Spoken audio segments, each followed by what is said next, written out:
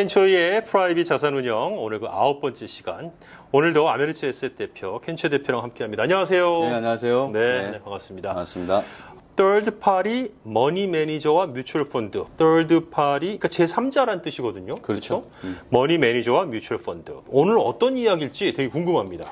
예, 그러니까 뮤추얼 펀드는 이제 많은 분들이 뭐 이미 투자하실 때 쓰시고 계시고 네네. 많이 뭐 알고 계시다고 볼 수가 있는데 이제 머니 매니저는 또 익숙하지 않을 수 있어요. 근데 양자가 사실은 비슷하면서도 다른 게 있거든요.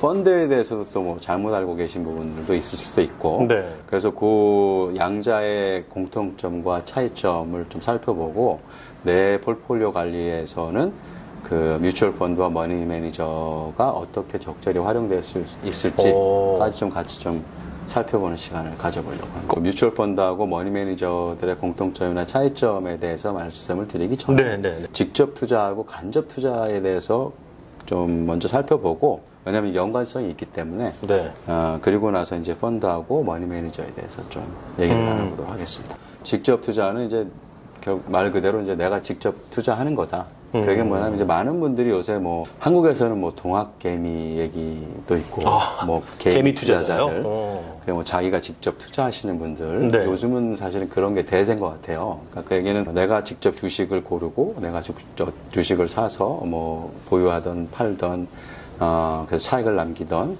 아니면 뭐 ETF를 써서 직접 내가 내 돈을 관리하던 이렇게 직접 하시는 분들이 있는데 이제 그분들이 점점 많아지는 것 같고 그렇게 하시는 거는 이제 직접 투자라고 부르고 간접 투자라고 하는 거는 쉽게 말해서 오늘 주제하고 관련된 그 뮤추얼 펀드나 뭐 third party 매니저가 사실은 간접 투자라고 볼 수가 있죠. 이제 누군가 제3자가 나의 돈을 대신 맡아서 이제 관리를 해주고 투자를 해준다는 차원에서 이제 그런 거는 간접 투자다. 이렇게 이제 구별을 할 수가 있겠죠. 양자가 이제 장단점이 있는 게 요즘 그 직접 투자를 하시는 분들이 많아지는 이유하고도 연관이 있겠죠.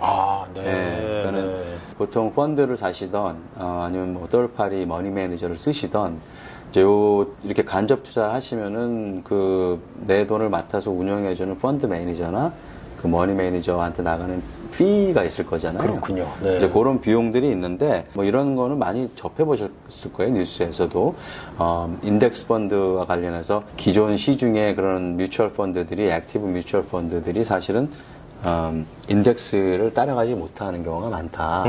아마 저희가 이 시리즈를 할 때 아마 초기에도 아마 그런 얘기를 잠깐 언급한 것 같은데 그 능동 투자하고 수동 투자를 말씀드릴 때 그런 면에서 이제 뭐 만약에 지수나 그런 벤치마크도 뭐 비트하지 못할 거면 내가 굳이 운영비를 내가면서 그렇게 투자할 필요가 뭐가 있어? 내가 직접 하고 말겠다? 이제 요런 것들이 반영이 된 거죠. 그래서 점점 직접 투자가 늘어나게 되는 또 이유 중에 하나가 되는 거고. 그러니까 그러면 이제 비용을 추가적인 운영비와 관련된 비용은 적어도 안 들일 수 있으니까 굳이 뭐 인덱스로 비트하지 못하는 그런 액티브 뮤추얼 펀드 매니저한테 운영비를 줘가면서 할 필요가 없다. 뭐 이렇게 생각할 수 있는 거죠. 생각이 가능해지는 이유는 또 이제 아무래도 이제 디지털 시대다 보니까 인터넷이 그만큼 활성화되고 인터넷을 통해서 이제 다양한 정보에 대한 접근이 이제 용이해졌다고 볼 수가 있죠. 예전에는 뭐 전문가들만 알았던 어떤 그런 빠른 정보도 이제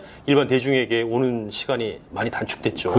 적어도 이제 퍼블릭 인포메이션이라고 하면 그게 뭐 그러니까 SEC 같은 데 등록된 회사와 관련된 펀드와 관련된 인포메이션 같은 것들은 사실은 누구나 사실은 접근할 수가 있잖아요.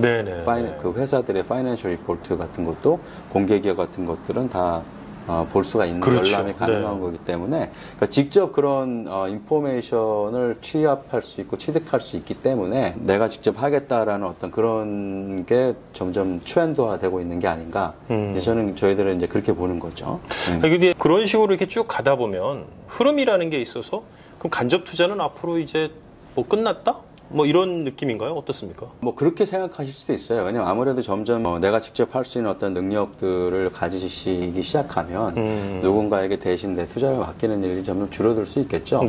이제 그렇게 생각할 수 있는데 비용도 그렇고 정보에 대한 접근성도 그렇고 직접 투자하시는 게 이제 장점이 있지만 어떤 정보를 내가 가졌다고 해서 그 정보는 근데 내가 어떻게 이해하고 어떻게 쓰는가도 사실은 중요하잖아요. 단순히 내가 정보를 접근할 수 있고 그걸 취득할 수 있다고 해서 그게 곧바로 나에게 유용하게 활용될 수 있을 거라는 걸 보장해주지 못하잖아요. 그러니까 사실 그 조건 좀 어려운 측면이 있죠. 그리고 그렇군요. 어떤 소스에서 내가 받는 정보인지도 사실은 내가 판단을 해야 되고 내가 취득한 정보를 해석하는 것도 사실은 내가 제대로 해야 되잖아요. 그만큼 어떻게 보면 직접 투자가 간접 투자보다 리스크 팩터 쪽으로 가면 좀 더 위험할 수 있겠네요. 공부를 내가 많이 하고 네. 내가 그런 정보를 믿을 수 있는 정보를 취득할 수 있는 소스를 찾아내는 것도 중요하고 그렇게 얻은 정보를 내가 정확하게 나한테 유용할 수 있는 형태로 분석하는 능력도 중요한데 이제 그런 게 우리가 안 돼 있으면 사실은 직접 투자가 내가 좋다고 생각했고 비용을 절감할 수 있다고 생각해서 나한테도 유리할 거라고 생각해서 하시지만 결과적으로 더 안 좋은 결과를 낼 수 있는 뭐 그런 위험도 있죠. 그리고 직접 투자하는 거 이렇게 이제 보면은 거기에 하루 종일 매달려야 되는 뭐 그런 모습을 보여주시는 분들이 주변에 좀 있었어요. 하루 종일 그 생각밖에 할 수 없고 네. 거기에서 손을 못 놓으시더라고요. 그 뭐 데이 트레이딩이라고 하잖아요. 네네. 매일 뭐 주식을 장 열면은 사고 팔고 하는 그런 분들도 계시고 직접 투자를 한다고 해서 꼭 데이 트레이딩을 하시는 건 아니지만 네네. 아무래도 이제 내가 사고 내가 고른 종목이기 때문에 이제 그게 어디로 가는지에 대해서 이제 좀 촉각이 곤두서 있으시겠죠, 아무래도. 그러니까 매일 이제 뭐 아침에 눈만 뜨면은 이제 장을 살펴야 되고. 그렇죠. 네. 어디로 가는지 계속 궁금하니까 계속 체크해야 되고. 그러니까 생활에 약간 이 리듬이 깨질 수 있는. 예, 본인 직업도 따로 있는 데다가 거기에 또 몰두해야 되니까 삶의 질 자체가 좀 이렇게 좀 떨어지고 스트레스도 많이 받고 그럴 수 있겠네요. 내가 얼마나 내 생활을 정상적으로 영위를 하면서 투자도 하느냐, 이게 사실은 그 밸런스가 중요한데 이제 직접 투자를 하시면 아무래도 그게 힘들어지실 때가 많고 그리고 내가 직접 몇 가지 종목들을 고르다 보니까 그게 뭐 충분히 스터디를 하고 하실 수도 있고 그렇지 못한 상태에서 그냥 들은 얘기들 카더라 통신을 통해서 내가 접한 내용들을 가지고 집중적으로 몇 개만 그렇게 투자를 하고 그래서 리스크가 높아질 수도 있고 그러니까 여러 가지 그런 위험 요소들이 있죠. 네. 직접 투자 일변도로 되거나 이럴 것 같진 않아요. 공부도 열심히 하시고 이렇게 하실 수 있으면 당연히 하실 수 있는 거고 그렇게 해서 잘 하시는 분들도 계실 수 있고 근데 이제 그런 것들이 너무 소모적이고 내가 거기에 그렇게 신경 쓸 여력도 없고 그건 결국은 본인이 선택하시는 거겠죠. 네. 저희들은 자문사하고 자산운용을 하는 사람들이니까 아무래도 간접 투자를 하는 쪽에 있겠죠, 저희들은. 네네. 그래서 간접 투자와 관련된 얘기들을 많이 말씀드릴 수밖에 없는데 직접 투자가 장점도 있지만 조심해야 될 부분도 또 많거든요. 주변에 직접 주식하셔가지고 돈 버셨다는 얘기는 많이 듣지만 이제 손실을 보셨다는 얘기는 잘 못 듣잖아요. 멀리서는 그런 경우들이 종종 있지만. 라스베가스에 다녀오신 분들이 다 땄대요. 그렇죠. 약간 그런 거죠. 다 딴 건 아닐 것 같거든요. 그렇죠. 그러니까 직접 투자하시면 뭐 한두 번은 또 잘 어떻게 골라서 운이 좋아서 수익을 내실 수도 있는데 그게 꾸준히 내가 계속 수익을 내면서 잘 폴폴리오를 관리하시기가 쉽지는 않아요. 아무래도 직접 하시다 보면은 감정적으로 되시고 지금 큰 회사기도 하지만 뭐 테슬라도 있을 수 있고 애플도 있을 수 있고 아니면 지금 이제 신생 어떤 뭐 바이오 업체가 될 수도 있고 뭐 여러 가지가 있잖아요. 그러니까 그런 데다가 이제 이렇게 완전히 또 몰빵이라고 하죠. 거기에 완전히 그냥 올인 하셔가지고 그거 뜨기만 기다리실 수도 있고 그러다 보면 사실은 또 그만큼 큰 이익이 날 수도 있지만 이제 큰 손실이 날 수도 있잖아요. 너무 뭐 아니면 도식으로 예. 이렇게 흐를 수도 있고. 그렇죠. 그러니까 그렇게 하시다 보면 사실은 오랫동안 장기적으로 투자를 하시기 어려울 수 있어요. 왜냐하면 네. 그런 경험들을 하시고 나시면 다시 투자라는 걸 하시기가 어려워지거든요. 이모셔널리도 그렇죠. 그렇고 재정적으로도 그렇고. 간접 투자를 쓰시면 사실 그런 위험은 없고 마켓이 등락이 있더라도 오히려 뭐 달러 코스트 에버리징이라고 많이 들어보셨을 거예요.